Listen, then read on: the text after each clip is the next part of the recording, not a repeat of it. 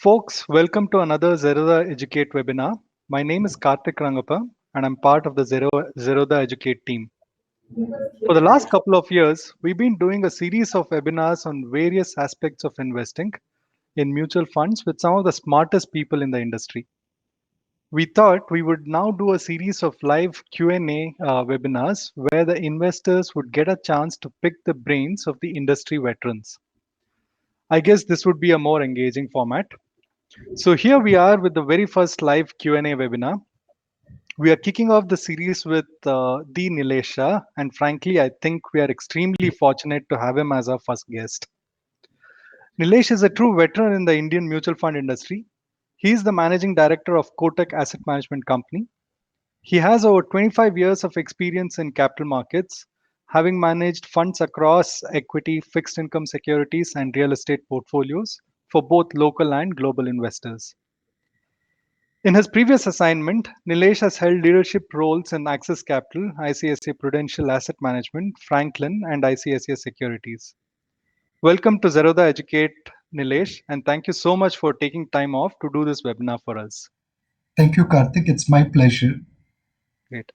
So, Nilesh, just to put things in perspective, maybe you can start this webinar by giving us a quick overview of the current state of affairs in the market, maybe with reference to historically where we are and where we are currently, and what you expect, just to lay down the background.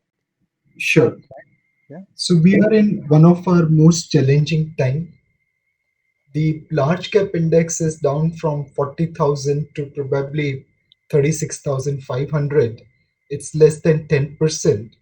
But the small and mid cap index is down from their top by more than 30 and 40%.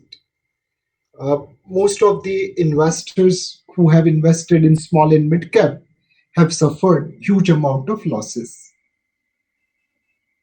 This correction in market is function of multiple things. From a fund point of view, retail, HNI, and foreign portfolio investors are sellers, whereas domestic institutional investors like mutual funds are buyers. Obviously, right now sellers are more than buyers, and hence prices are falling. From a sentiment point of view, the sentiments have been hurt. For FPIs, it was related to FPI surcharge. For domestic investors, it was related to long-term capital gain as well as STT coming together, running together. So clearly, sentiments are today slightly on the negative territory. Most important is the fundamentals. If fundamentals are good, then sentiments and flows can reverse. Now, if we look at fundamentals in two parts, one is from a valuation point of view. The market is divided in four components. The super large caps, the mega caps, 15-20 stocks out of Nifty, they are trading near their all-time high valuations or above. Then there is large caps which are trading just around or below their historical average valuation. It's the small and mid cap stocks which are trading way below their historical average valuations. So clearly from a valuation point of view, small and mid caps today look attractive. One of the, I can't take stock specific names, but one of the premier exchange company is today going at below its cash value and market value of investments on their portfolio. It just shows how depressed valuations are in small and mid cap spaces. From an economic fundamental point of view, clearly we are going through a slowdown. The growth rates have declined for GDP from 5.8% in March 19 quarter to 5% in June 19 quarter. And despite monsoon being good, there are less optimistic number for September 19 quarter. We were also benefiting from lower oil prices, but day before yesterday that got reversed with some attack on Saudi oil installations. So while monsoon is favoring our fundamentals, oil seemed to have gone little against us. It is still trading below 70, which we can afford for a short period of time. The more important thing is The slowdown which we are witnessing across real estate, NBFC, automobile, auto component, tea, cotton spinning, power, telecom kind of industry, will it lead to other levels? Now, since everyone knows about the negatives, let me talk about positives. Again, I want to put a caveat. I'm not at all denying that we are in a slowdown. I have mentioned number of industries which are going through very bad phase, but I just want to bring some of the positives in front of the viewers. These are not all the positives, but some of the positives which you may or may not be aware of. Number one, while industry after industry is slowing down, the GST collections have averaged around 1 lakh crore across first 4 months of current financial year. Second, while there are talks about 5 rupee biscuit packs being not being sold as easily, the smartphone sales are up 33% in first quarter of current year. In the first half of current calendar year, they are up 16% in offline market and 63% in online market. Third, while on one side people are saying that consumer staples like shampoos, detergents, soaps are seeing slowdown, there is a unknown company called Khadi and Village Industries Commission. Last year, their turnover went up by 15,000 crore. They don't have any IIT, IIM talent working for them. They don't employ Madhuri Dixit and Deepika Padukone for selling their biscuits, selling their soaps and shampoos and detergents. They don't cater to uber rich Indians. They cater to bottom of the pyramid. And despite that, last year their turnover went up by 25% plus and it went up by 15,000 crore. So there is clearly some purchasing happening at the bottom of the pyramid. If I have to put all these things together, investor sentiment is undoubtedly affected. That's reflected into flows, both FPIs as well as local, and economic fundamentals across many industry is deteriorating, and clearly government will have to do heavy lifting to lift or turn around the growth. However, most important thing is that market has discounted negatives far more than probably they actually are. If we see support from the government, from the RBI, from the regulators, from the judicial authorities, from the businessmen to turn around the growth, then certainly growth will recover, and along with that, markets will recover. How do we convert this into tangible action? One will recommend investors to be overweight small and mid cap stocks in the portfolio compared to large and super large cap. Now, obviously, all investors can't afford volatility of small and mid cap stocks. So you have to be careful about your risk profile and what risk you can take. But if your risk profile permits, this is the time to accumulate small and mid cap stocks. Please note, I didn't use the word buy, I used the word accumulate. Why didn't I say buy if valuations are so attractive? Because current momentum is on the downward side due to sentiments and flows getting impacted. It will take some time to turn it around, which is where accumulation is critical rather than buying in lump sum. Second, your buying should be spread anywhere over next 6 to 18 months. 6 months, if we see government taking actions like Rohit Sharma is betting, hitting fours and six at will, then 6 months is a good enough time to turn around. 18 months, if we see government taking action, but the actions are not producing desired results in a quick manner. What are some of the actions which have been taken which gives confidence to us about the future? One, RBI has maintained banking liquidity. Second, they have started cutting interest rates and have cut interest rates by 1.1 percentage point in last 8 to 9 months. Third, The PSU banks have been given 70,000 crore of capital with which they can restart the lending business and meet the credit requirement of the economy. What more steps are required by the government, regulators, entrepreneurs? One, we have to manage our trade deficit with China. It's converting our manufacturers to traders and exporting jobs to China. We must reduce it significantly. Second, we have to stop bleeding from Indian economy in terms of flight of capital in LRS, in gold import, in travel, in education. Indians spend significant amount of foreign exchange for sending capital abroad. We must retain that capital in India to create India's growth. Third, we need public sector divestment. There are some incredible talent and incredible assets in public sectors, but because they don't get conducive environment for growth, they are taking money from budget and from government rather than contributing to government and the budget. By privatizing those assets, we could create miracle like Hindustan Zinc Limited. In 2001, it was producing 100,000 tons of zinc. After 18 years, it produces 15 times more at 1.5 million ton.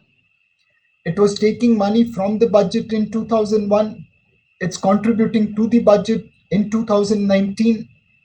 What we have done with Hindustan Zinc needs to be done from Air India to BSNL, MTNL to many other companies. Fourth, we have to improve market sentiment. Like FPI surcharge was withdrawn, something related to LTCG will lift the sentiments. And most importantly, we have to reduce the tax burden on corporate India and individuals.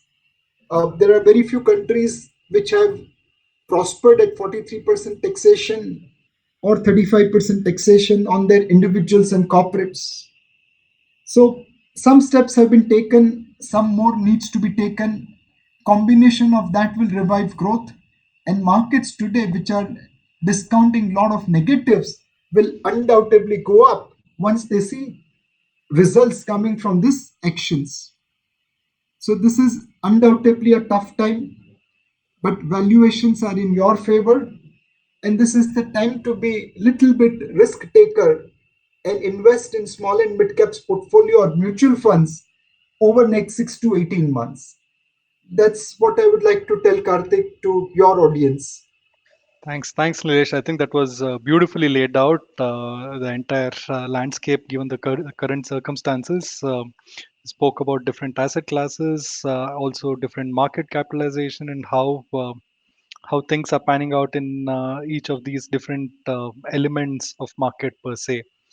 Nilesh, so before we kind of jump into questions from our audience, I have one question for you personally. Right. So I saw this tweet from you early in the morning, I think around market opening time. You put up a infographic. I think you got that from Mint. You spoke about how finance and IT's exposure was nothing in 1988, and 3 decades hence, it's dominating the Sensex. Right. Now, if we Yeah. were to project, let's say, 2 decades from now, how would you see the sector composition on let's say Sensex or Nifty? You got me here, Karthik. It will be too tough to predict, but Yeah. my guess is that there will be many more technology companies like we saw in Dow Jones and S&P 500, where the FANG stock started dominating the index. So Right. companies which will converge on the technology side and traditional business side, they will be the companies which will dominate the index. Right. Uh, Uh, if I put it in a different format, it will be knowledge based companies which will dominate the index rather than asset based companies which we are seeing today. right. Right. So I think pretty much same has happened in the US as well, right?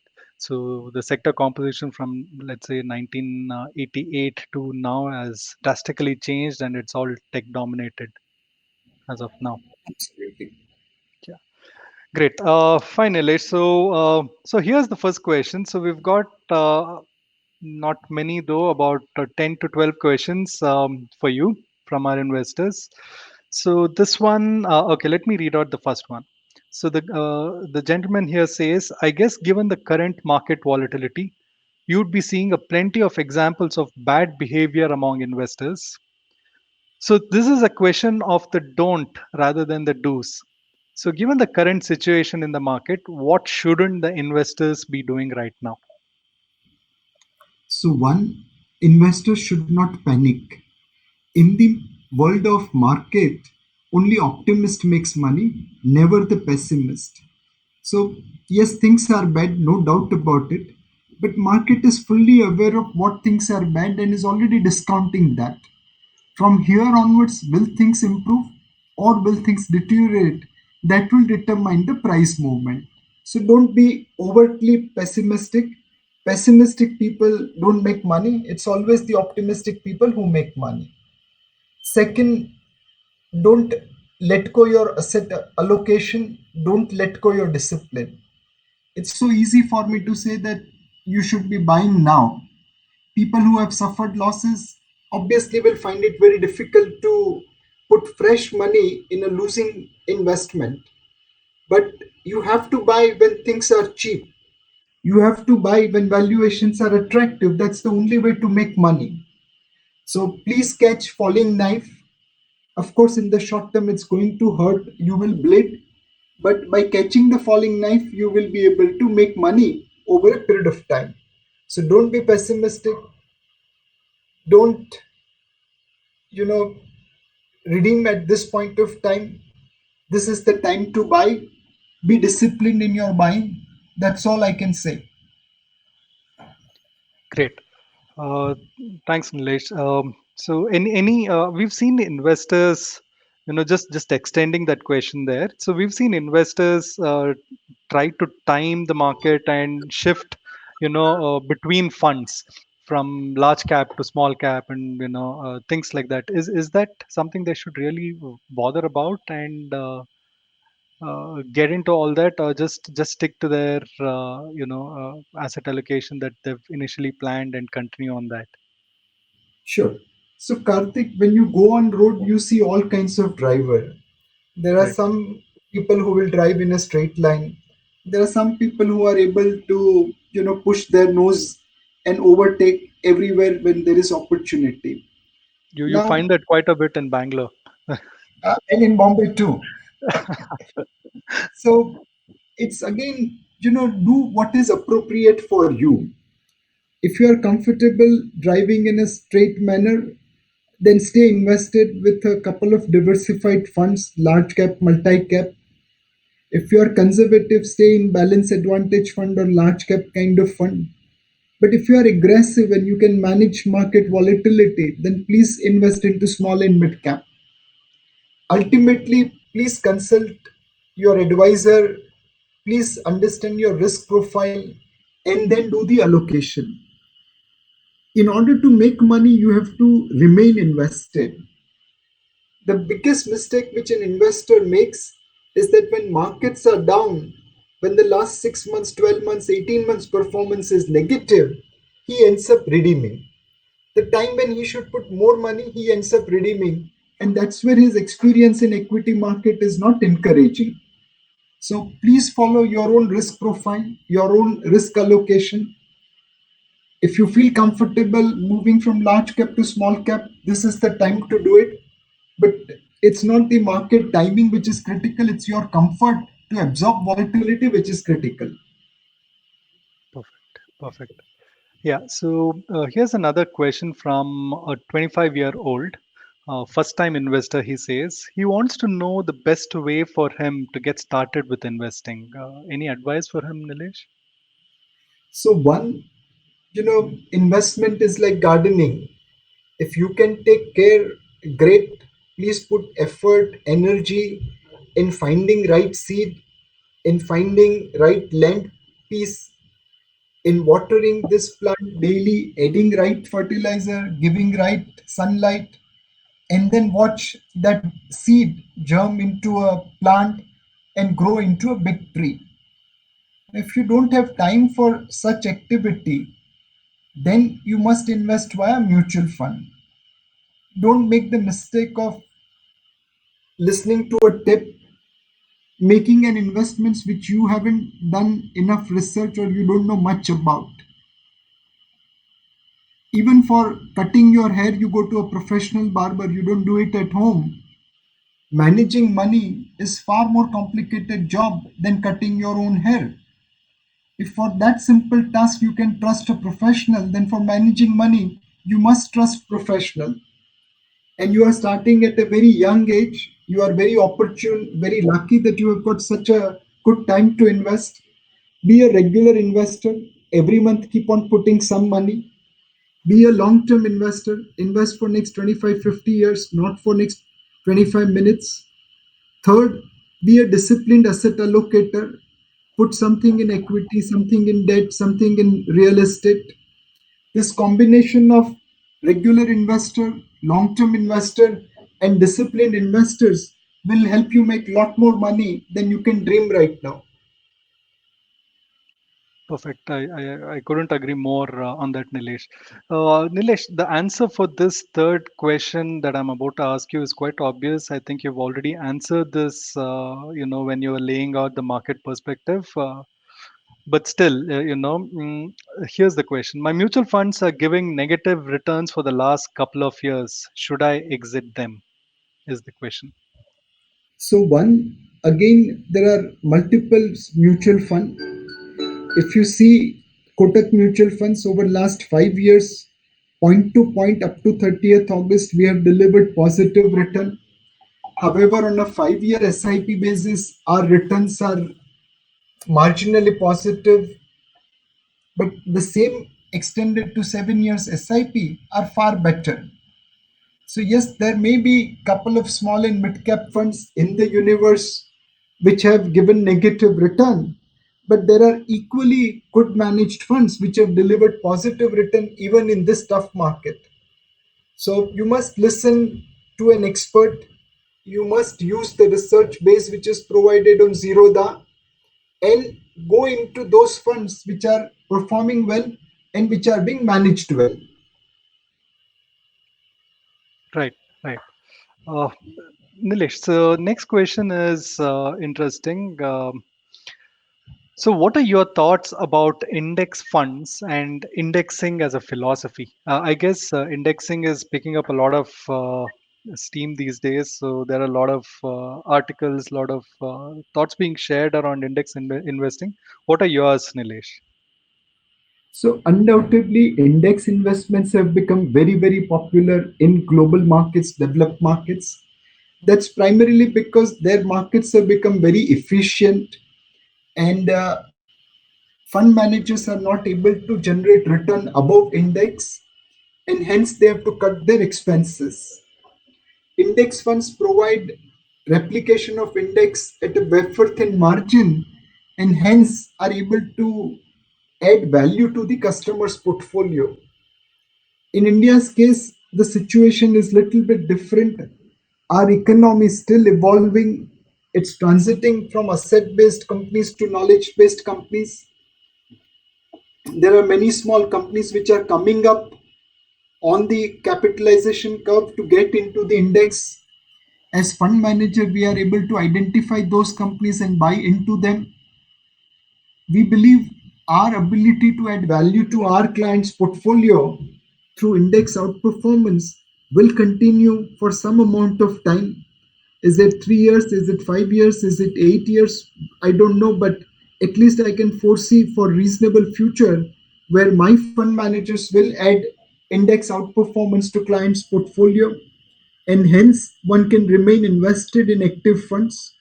Of course, we charge more fees than the index funds, but we also provide better return than the index fund.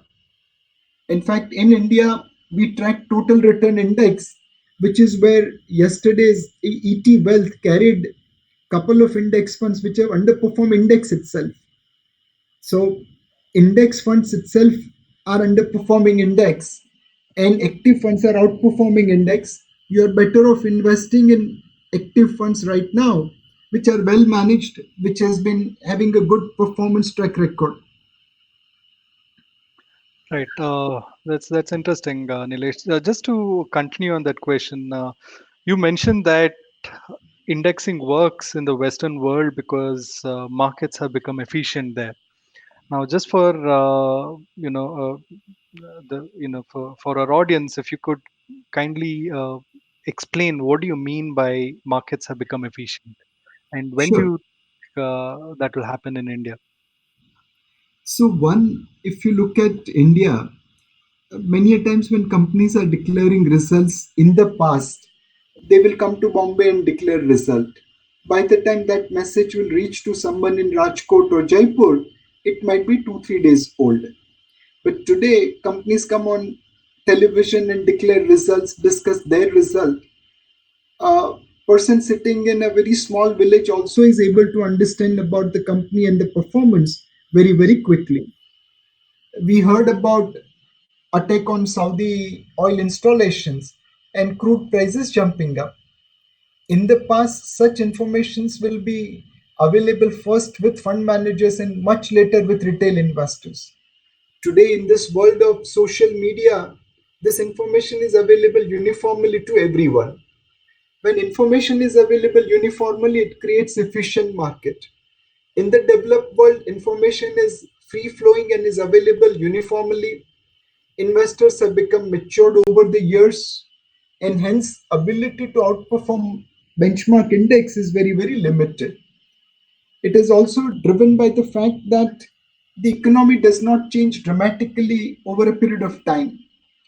We are transiting from agriculture to manufacturing to services. We are transiting from assets to knowledge. And this is creating opportunity where, despite information being shared wisely, ability to understand that information is creating one advantage for us. This is what is giving us an edge vis-a-vis a normal investor, and that is helping us generate outperformance. We have seen in recent times many corporate misgovernance. A power company, a software company, a beverages company, housing finance company. Now, in all these cases, including a bank, retail investors are buyers, FPIs were buyers, but domestic mutual funds were never a buyer in those companies. Now, today, when their stock prices have corrected 50, 60, 70, 80%, we are outperforming benchmark indices, whereas people who didn't bother about governance, who didn't understand balance sheets of those companies, are paying the price. So this is the difference between actively managed fund and efficient market. Got it. Got it. So in summary, you say that there is still alpha to be found in the Indian markets as compared to the Western markets. Absolutely. Got it. Okay. So here's the next question, Nilesh. What are your views? What are your views on the key things I should keep in mind when I'm investing in mutual funds? I'm guessing this is coming from a first-time mutual fund investor. So ideally, you should invest in a fund which fits into your risk profile. If you are a conservative guy, you want to invest for short term, a fixed income fund will be more appropriate. If you are a teenager wanting to invest for long term, a small cap fund will be more suitable. So most important is what is your requirement, what is your objective, and how should you invest into it. The second then comes how good this fund is. If a fund is not able to outperform benchmark index, then it is not adding any value to you. So you must invest in that fund which is outperforming benchmark index. It's not possible to outperform index every third month, 6 month, 9 month, but certainly on a period of 3 years, 5 years, there should be positive alpha. Third, the fund has certain investment philosophy, and that investment philosophy should be producing result. If a fund is generating performance by investing in risky companies, by taking huge risk, it's not worth it. One day the risk will play out and the fund performance will suffer. But if the fund is generating performance by buying quality companies, by staying invested on a longer term with those companies, then certainly that portfolio will outperform the market over a period of time. So look at the fund's philosophy, look at the fund's portfolio, and look at the fund's performance. This three will give you ability to invest in that fund. Right. Nilesh, this is extending onto the same question. This is my own thoughts. I just want your opinion on this. One of the things that you spoke about is the person should assess his own risk profile. Now, typically, the way this is done in the industry is by asking him a bunch of questions, right? So you go through a questionnaire, and the guy tries to answer, and end of it, you kind of assess your own risk profile. Now, I've seen some of these questionnaires that's followed in the industry, and typical questions are, how do you react if market falls 25% from the current situation, right? Now, I don't know. I mean, these guys are new investors. They don't have real experience of going through that market cycle. So my question to you is this way of risk profiling valid for the millennials, the new first time investors? Do you think we should have some changes around that? Undoubtedly, anything is a journey, it's not a destination. So risk profiling also is evolving in developed market as well as in emerging market. Uh, this kind of risk profiling which are available on websites are more free websites are available for basic risk profiling. But what you need is an expert opinion, and for that there are advisors who charge a fee, and then they provide you far better risk profiling. The second thing is that forget the question answer session. You can't cheat yourself. I True. know I'm a conservative guy, I know I'm aggressive guy. So risk profiling is just a way to quantify things in a manner so that your mind's clutter can be out. But True. at the end of the day, you know yourself far better than anyone else. If you have never taken a risk in life, please don't take risk in investment. If you are capable of taking risk in life, then please don't be conservative in your portfolio. So don't cheat your nature. Pay appropriate fees to get solid consultation, solid advice. There is Okay. no free lunch. What is available free will be cheap. What is available at a price will be quality. Right. Right. So, three more questions for you, Nilesh, before I let you go. I know you run a busy schedule. So, so this is a question about debt funds. The guy asks, I've been reading about all the troubles with debt funds, and I'm a bit concerned. Do I really need debt in my portfolio, and is it really safe to invest in debt funds? I think this is a function of the times we are in. So, what's your opinion on this? So, in a thali you get roti, dal, chawal, sabji, salad, soup, dessert. Now, everything has a role to play in it. If you take only the desserts, you will have diabetes very soon. If you take Yeah. only salad, I mean, you will stop eating after a while. So create a balance.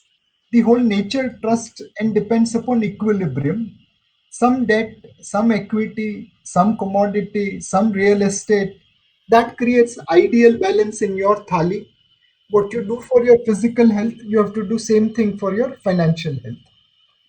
Your question is very valid that in the current time, debt investments have created nightmare for investors. But please remember that this is affecting only few funds and this is only affecting few schemes.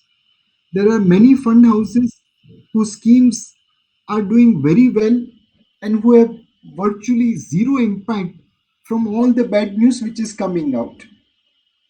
Mhm. When, for example, Altico, that was one company which went into default over Right. the last week. Now, Right. there are only two mutual funds who have invested in Altico. There are 42 who haven't invested. So, please differentiate between noise and information. Hmm. Second thing, over last 1 year, we have seen many cases where defaults occur. Now, whenever default happens, we have to mark down our investments by 75% as per law. But 75% write down does not mean that money will not come back. There are structures, there are security, there is legal enforcement of rights, and all these things results into recovery. For Kotak Mutual Fund, last year there were news about default by Z. Now this was concerning only our fixed maturity plans.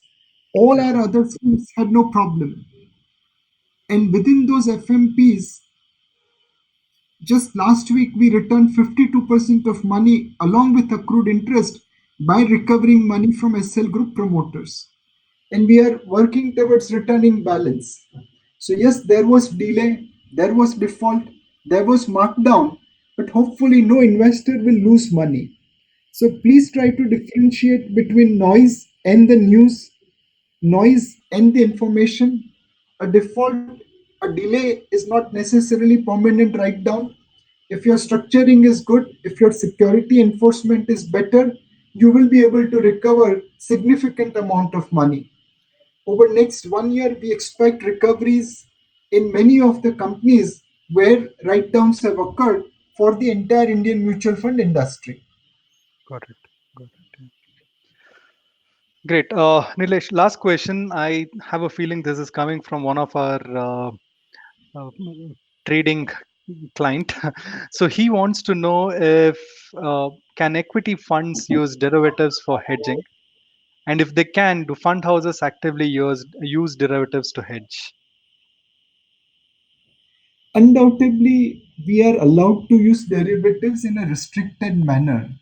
So, for example, I can buy option, but I can't write option. Okay.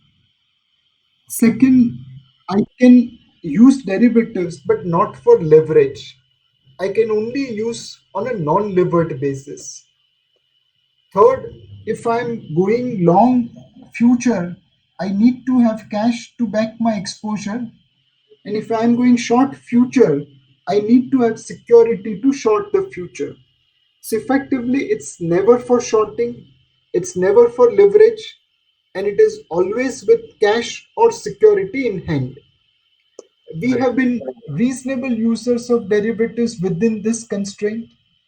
We run one of the largest arbitrage fund in the industry.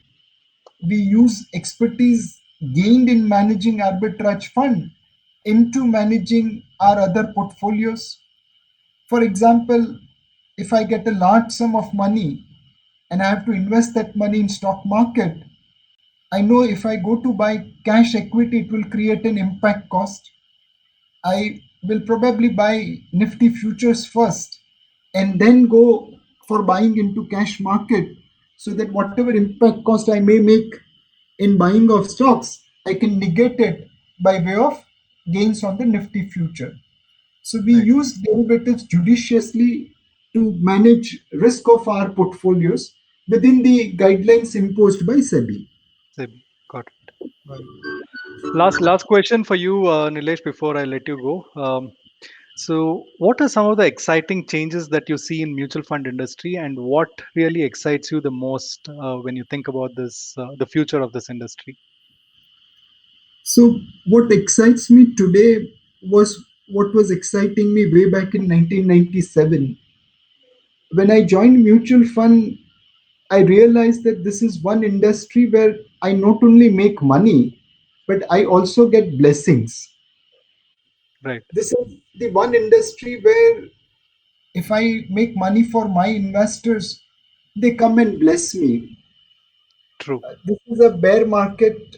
I have lost money for many investors, and yet one day I was traveling in Delhi on metro, and there was a rural looking citizen, a young person of maybe 30, 32, who was sitting with couple of bags in one side, and he kept all his luggage one side and stood up and come to me and said that you are Nilesh Shah. I said yes.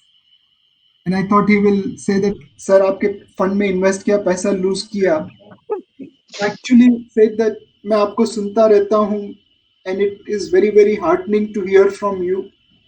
And please keep on doing your good work. हमारी आशीष आपके साथ है. Now, Brilliant. when you hear such kind of things, it motivates us to do our best. Of course, in the short term, markets will go wherever it has to go. But in the long term, we are quite hopeful that we'll be able to add value to our investors, will make them wealthy, and not only will make money, but will also collect blessings. There's no better job than mutual fund industry. Absolutely. I think you put it in a very positive and nice way there, Nilesh. And yeah, so that kind of brings us to the end of this webinar. Nilesh, once again, thank you so much for taking time off to do this for us.